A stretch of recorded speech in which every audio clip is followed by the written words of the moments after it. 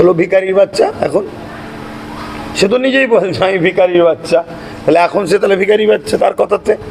সবচেয়ে বড় কথা কি জানেন, মানুষের নীতি এখন নেই। মানুষ সকালে এক বলে সন্ধ্যায় আর এক হয়ে যায়, এই হচ্ছে সমস্যা। আল্লাহ নবী বলেছেন আখেরি জামানায় সকালে কাফের বিকালে মুমিন, বিকালে মুমিন তো সকালে কাফের। এদের নীতির কোনো ঠিক নেই। এরা সামান্য লোভ লালসায় নিজের নীতিকে জলাঞ্জলি দিয়ে বিসর্জন করে দিয়ে শেষ করে দিয়ে আজকে দলদাস হয়ে মানে কি বলে, মানুষকে লুটবো, চুরি করব, খাবো, মারবো, পিটবো, এই ধরনের চিন্তাধারায় চলে গেছে। দুঃখজনক। এইসব ভণ্ড ফেতনাবাজ থেকে মানুষকে সতর্ক থাকা দরকার, নচেত এরা আগামী দিন জাতি সমাজের আরও বড় ক্ষতি করে ফেলবে। জানি না কে বলেছে, হয় সে ছিটেল পাগল, মানে পুরো তার কাটা, আর নয় রাজনীতি সম্বন্ধে তার অভিজ্ঞতা নেই। সরকার দেয় না, দেশ দেয়। একটা পরিবারের, দেশের বা রাজ্যের একটা গার্জেন থাকে, মানুষ যাকে চায় তাকে 5 বছরের জন্য চালাবার সুযোগ দেয়। সরকার গাঁটের পয়সায়, ঘরের পয়সাতে, ঘরের টাকা থেকে দেয় না, জনগণের ট্যাক্সের টাকা, যেটা দেশের সম্পদ, সেই দেশের সম্পদ থেকে মানুষকে বিভিন্ন প্রকল্প তৈরি করে দেওয়া হয়।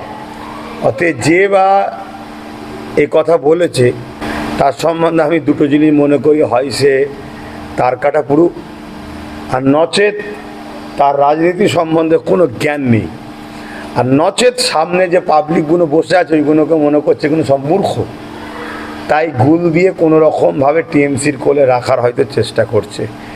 এছাড়া অন্য কিছু কারণ হতে পারে না। কেন ওর জানা নাই, মূর্খ পাগলের, যে সরকার যেটা দিচ্ছে তার থেকে বড় হচ্ছে জনগণ। জনগণ ভোট দেয় বলে সরকার ওখানে যায়, জনগণের ভোটে জিতে সরকার যে ফেসিলিটি পায়, নেতারা যে সুযোগ সুবিধা পায়, যেভাবে ভিআইপি জীবনযাপন করে, এটা জনগণের অবদান, জনগণ তাদেরকে দেয়। অতএব জনগণকে সরকার কিছু দেয় না, জনগণের ট্যাক্সের টাকা দেশে জমে, সেই ট্যাক্সের টাকা থেকেই কেউ বাটোয়ারা বন্টন করার জন্যে জনগণ কাউকে দায়িত্ব দেয়, দায়িত্ব ভারটা সে পায়। জাহান্নামের কুকুর কিছু প্রশ্ন করবে, উত্তর দিতে হবে, এমনটা ঠিক নয়। তা নওশাদ যেটা করেছে এটা আমিও খুশি হয়েছি, তবে সে বলছিল দেখলাম যে আরও কাজ করতে পারতাম, তাকে করতে দেওয়া হয়নি। অ্যাকচুয়ালি ব্যাপারটা হচ্ছে মানুষ এটা জানে না যে একটা এমএলএর পাওয়ারটা কী। একটা এমএলএর দুটো কাজ। প্রথম কাজ হচ্ছে তার বিধানসভায় যতগুলো, তার বিধানসভায় সে 3.5 কোটি টাকা পাবে। আগে 3 কোটি ছিল, নওশাদি বলার পরে 10 লাখ করে বেড়ে 3.5 হয়েছে। এই 3 কোটি টাকা সে বলে দেবে যে এই এই এই এই জায়গায় আমার এটা প্রয়োজন। রাজ্যে যে ক্ষমতায় থাকবে সে ডিএমের মাধ্যম দিয়ে সেই কাজটা করিয়ে দেবে। রাজ্যে কে আছে? টিএমসি।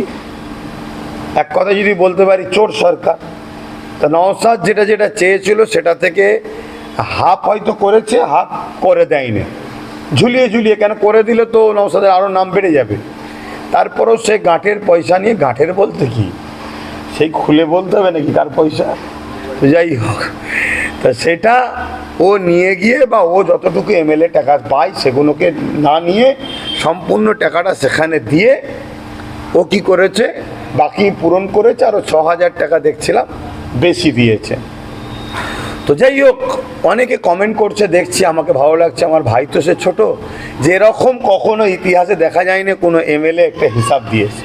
দ্বিতীয় নম্বর কথা, অঞ্চল কিন্তু নওশাদের হাতে নাই, করতেই যায়নি ভোট। আজকে যদি ভাঙড়ের মানুষ অঞ্চলটা নওশাদকে দিত হয়তো, করতে দেয়নি, তাহলে কিন্তু পার অঞ্চলে পার বছরে 5 কোটি করে, সব থেকে কম 10 কোটি মধ্যে আসে, সবচেয়ে বেশি 25 কোটি ধরছি গড় রাউন্ডে।